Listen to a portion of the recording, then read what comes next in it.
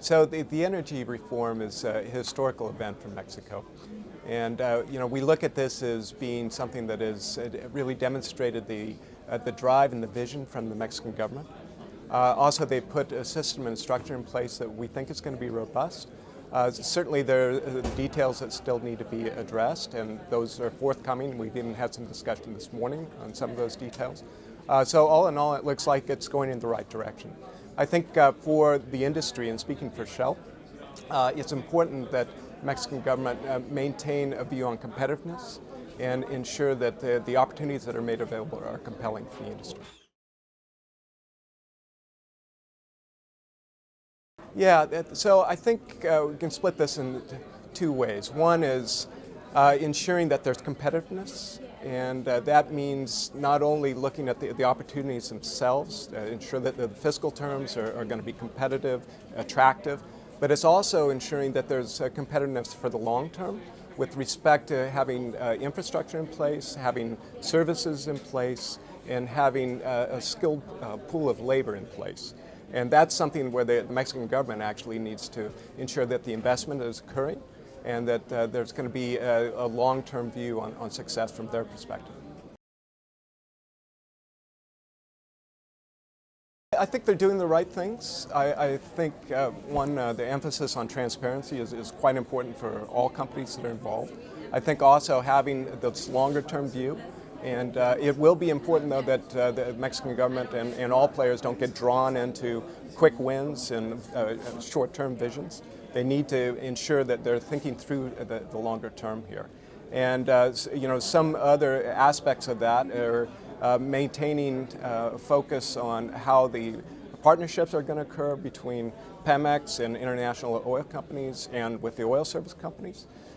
In providing a framework so that these can occur quickly, but in a secure manner.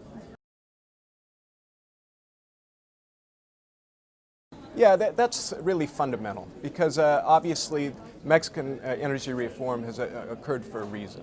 Pemex has been a monopoly in Mexico for since 1938, and I think the government recognizes that there is more to be had in terms of technical expertise, capabilities, financial capabilities that can be brought in from the international community. And so it is important that the Mexican government allows for the use of these new technologies, bringing in companies with the right skills and the right experience. And I think that's really paramount. So that you don't get players that are going for the quick wins that I mentioned before. They need to be able to actually bring the right capabilities for the longer term development. I don't know, to be very honest about that. I think it really depends on what's on offer, how fast some of these details can get worked through, and also how fast the various operators can address the opportunities in place. I think it's good that there is a mix of unconventional and conventional opportunities for the Mexican state. You would think that the unconventional opportunities may be able to turn on production quicker, but I think it remains to be seen.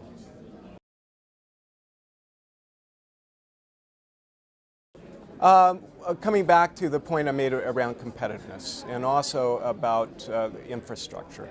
It's important, fundamentally important that the government is clear on how it needs to be competitive with the fiscal terms and how it's viewing the opportunities in Mexico versus the other countries that are offering similar sorts of opportunities, because there is a limit for international oil companies' capital investments, and they're going to be making choices on where to invest their money.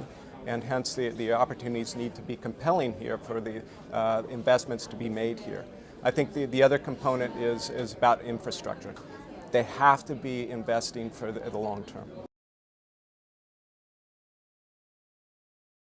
Well, I think in the next couple of years what we're going to see is, as we get through working the details on specific opportunities, as partnerships are formed, either farm-ins with Pemex or exploration blocks are won through round one and subsequent rounds, is that you're going to see applications of technology, probably in the first place for seismic technologies and offshore, maybe new technologies for drilling and the onshore, and these will be brought to bear. But of course, the pace is going to be really predicated on making sure that the plan that's being implemented by the Mexican regulator can be addressed, and that the blocks are awarded, and then operators can conduct their activities.